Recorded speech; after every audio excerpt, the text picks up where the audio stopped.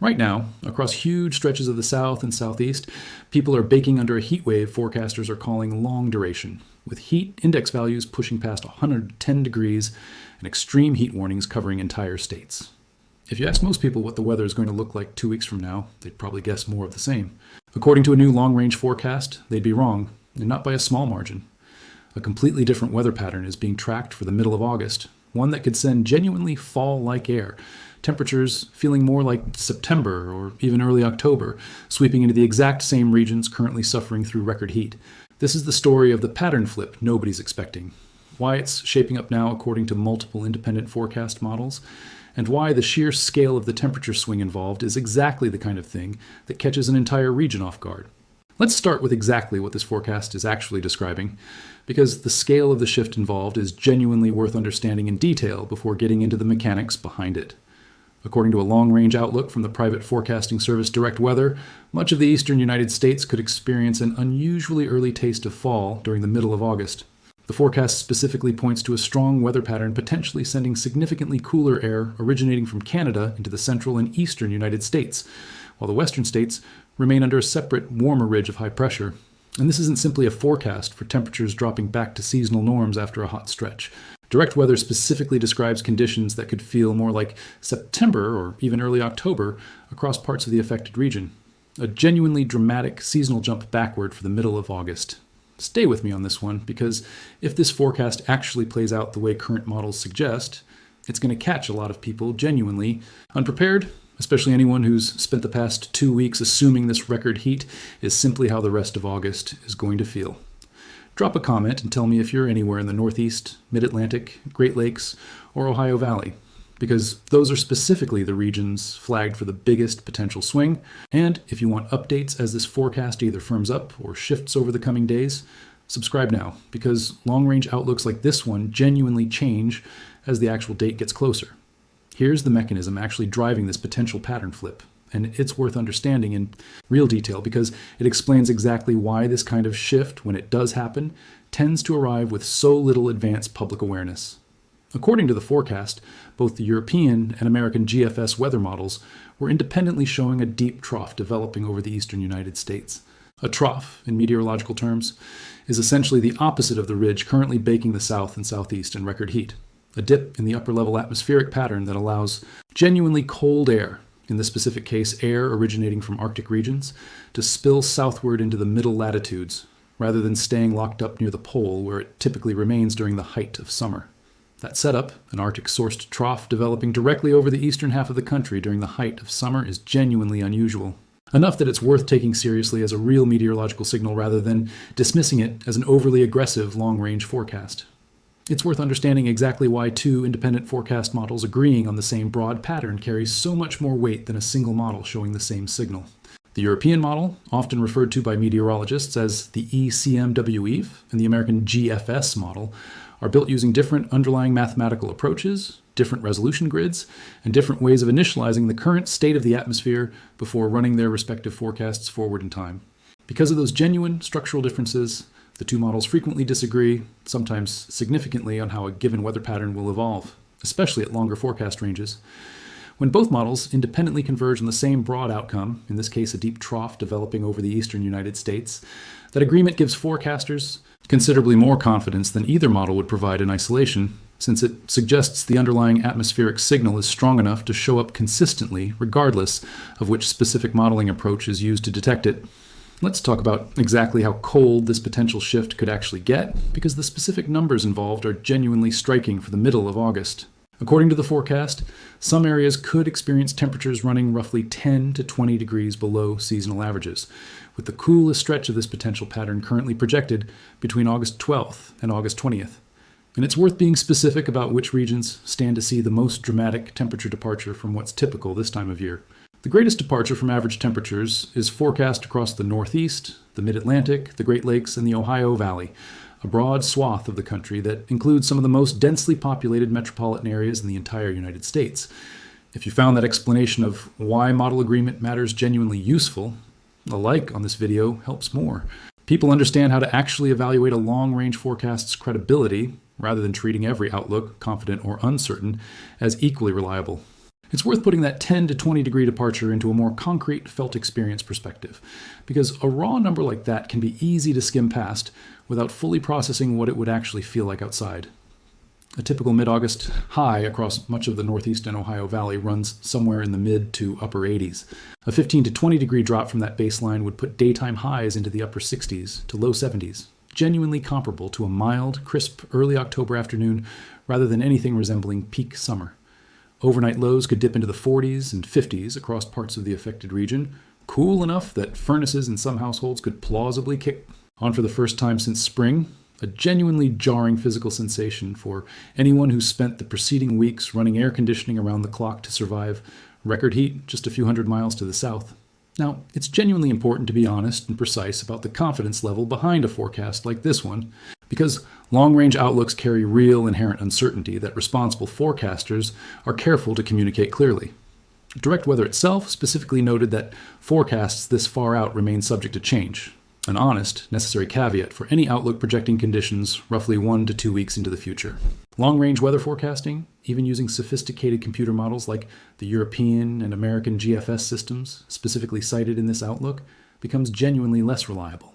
The further out from the present day a specific forecast attempts to project, since small, essentially unmeasurable uncertainties in the atmosphere's current state can compound and amplify considerably over a 1 to 2 week forecasting window. That doesn't mean this specific forecast should be dismissed. It means it should be understood as a genuine model-supported possibility rather than a locked-in certainty, exactly the kind of nuanced framing that responsible long-range forecasting requires. It's also worth understanding what actually happens to a heat-adapted region's infrastructure when a cold intrusion this dramatic arrives with relatively little lead time. Water systems, HVS infrastructure, and even road maintenance equipment across regions that had spent the preceding weeks calibrated entirely around cooling demand can face genuine logistical strain, adjusting to an abrupt, significant swing in the opposite direction, even when that swing represents objectively milder, more comfortable conditions than the heat wave it follows. That's part of why meteorologists emphasize the abruptness of a pattern shift like this one as much as its ultimate magnitude, since a gradual, week-long transition from record heat to seasonal cool would pose far fewer practical complications than the same net temperature change compressed into a much shorter window. Let's talk about the second piece of this pattern shift, because the temperature swing isn't the only significant change this forecast describes. And if you've made it this far into the video, subscribe now, because there's genuinely more to this potential shift than just a welcome break from the heat. According to the same outlook, repeated frontal boundaries could spark multiple rounds of thunderstorms, stretching from the Ohio Valley into the Appalachian region and parts of the Northeast, layered directly on top of the dramatic temperature drop itself. That combination, a genuine Arctic-sourced cold snap arriving in the middle of August paired with repeated rounds of frontal thunderstorm activity, represents a considerably more complex and disruptive shift than a simple welcome break from summer heat. Frontal boundaries, the zones where genuinely different air masses collide, tend to be the specific atmospheric feature most responsible for generating organized, sometimes severe thunderstorm activity. And having multiple such boundaries move through the same broad region in relatively quick succession, exactly what this forecast describes, suggests the transition into this cooler pattern could arrive with genuine disruptive weather attached to it, rather than simply a quiet, welcome drop in temperature. It's worth understanding exactly why frontal thunderstorms tend to cluster so heavily right at the leading edge of a genuine air mass transition like this one, rather than spreading out more evenly across the entire transition window. The most intense thunderstorm activity typically develops precisely where the incoming cooler, denser air undercuts the warmer, more humid air it's displacing, since that collision forces the warmer air to rise rapidly, cooling and condensing its moisture in a genuinely explosive, sometimes severe fashion.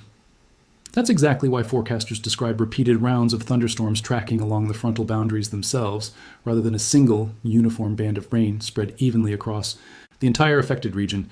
And it's part of why communities sitting directly along the path of each individual front passing through could see genuinely severe isolated storm activity, even while areas just a short distance away experience a comparatively calm, straightforward temperature drop. Here's why this specific forecast genuinely earns the description catching everyone off guard. And it's worth being precise about exactly why, rather than treating that phrase as simple dramatic framing. Right now, the dominant weather story across the country is historic, long-duration heat, extreme heat warnings, record-tying temperatures, and a persistent ridge that the National Weather Service's own short-range forecast discussion describes as well-established heading into next week. Against that backdrop, a forecast describing genuinely fall-like conditions arriving in the same general region within roughly the same broad time frame represents about as dramatic a reversal as August weather can realistically produce.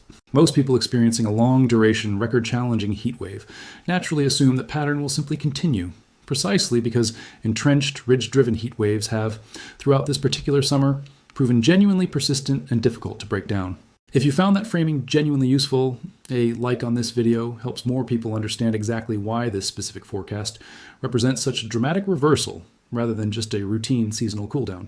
If you found that explanation of frontal thunderstorm dynamics genuinely useful, a like on this video helps more people understand exactly why a cooldown this significant rarely arrives, as a simple, quiet drop in temperature alone. Let's talk about why a shift this dramatic is even meteorologically possible in the first place, because understanding the broader atmospheric context genuinely helps explain how conditions can swing this significantly within such a short window. The same jet stream dynamics responsible for locking a persistent ridge in place over one region are also capable of shifting dramatically once the broader atmospheric pattern reorganizes. And August specifically sits at a genuinely transitional point in the calendar, still deep in meteorological summer, but close enough to the seasonal shift toward fall that the first genuine intrusions of cooler, more autumn-like air becoming physically possible is in itself unprecedented, even though the specific magnitude and timing described in this particular forecast would be genuinely notable. Historical August weather records do show occasional, significant early-season cold intrusions reaching the eastern United States, though a shift matching the scale currently being forecast, 10 to 20 degrees below normal across such a broad swath of the country, would represent a genuinely unusual headline-worthy event, rather than a routine, easily anticipated seasonal fluctuation. It's worth adding some genuine historical perspective here too, because unusually early cold intrusions reaching the eastern United States during August, while uncommon, aren't entirely without precedent. Meteorologists studying past decades of August weather records have documented occasional years where a genuinely unseasonable trough pushed noticeably cooler air into the eastern half of the country, well before the more typical September or October timing most people associate with the first real taste of fall. Those historical instances tend to share a common thread with what's currently being forecast. An unusually strong, well-organized jet stream pattern capable of overpowering the more typical, summer-dominant ridge pattern that usually holds firm through the middle of August. That historical precedent doesn't guarantee this specific forecast will verify exactly as currently projected, but it does confirm that a shift of this general type and magnitude, while genuinely unusual, falls within the realistic range of what August weather has actually produced before. Now, let's talk about what this potential pattern shift would actually mean in practical terms for the specific region's forecast to see the greatest temperature departure.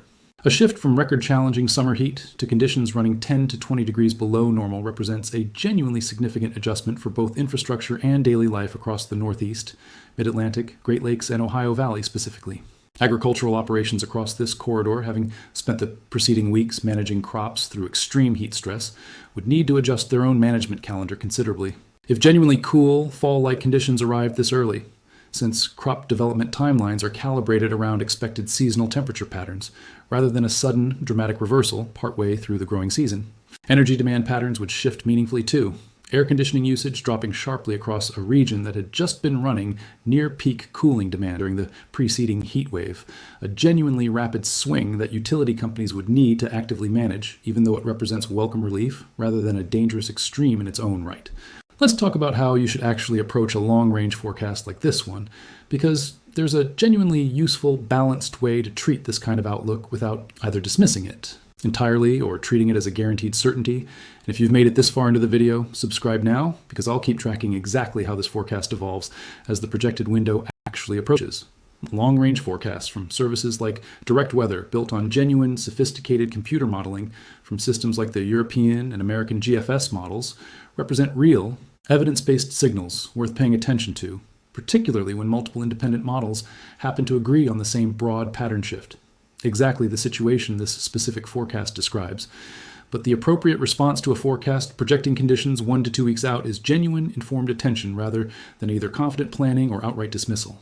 Checking back on updated forecasts as the actual date approaches, rather than locking in your expectations based on a single long-range outlook issued a week or more in advance, remains the single most reliable way to actually stay accurately informed as this potential pattern shift either materializes as currently projected or evolves into something somewhat different as more current data becomes available.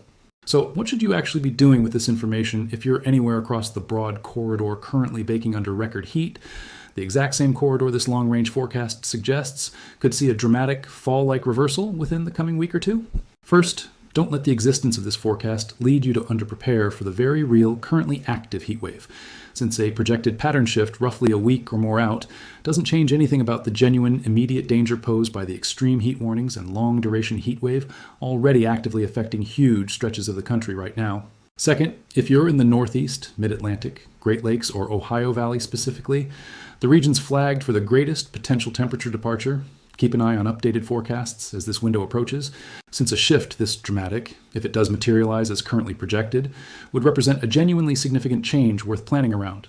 Whether that means adjusting agricultural operations, reconsidering outdoor plans, or simply being ready for a wardrobe swing most people wouldn't expect to need in the middle of August. And third, understand that the accompanying frontal thunderstorm activity described alongside this potential cool down means the transition itself, if it happens, likely won't arrive as a simple quiet drop in temperature, but rather as an active, potentially disruptive weather event in its own right. Here's the thought I want to leave you with. Weather patterns, even ones that feel genuinely locked in and unshakable, like the long-duration heat wave currently baking huge stretches of the south and southeast, are never actually permanent fixtures. They're the current state of an atmosphere that continues shifting and reorganizing on timescales that don't always match how permanent a given pattern feels while you're living through it. Right now, multiple sophisticated forecast models are independently pointing toward a genuinely dramatic reversal, a swing from record-challenging summer heat to conditions that could feel more like early autumn, arriving in some of the same regions currently suffering through extreme heat warnings within a window of roughly 1 to 2 weeks. That kind of forecast, precisely because it runs so directly against what current conditions would lead most people to assume, is exactly the kind of pattern shift capable of catching an entire region off guard. Not because the underlying science is unreliable, but because human intuition about weather naturally assumes today's conditions will simply continue, right up until the exact moment the atmosphere decides otherwise.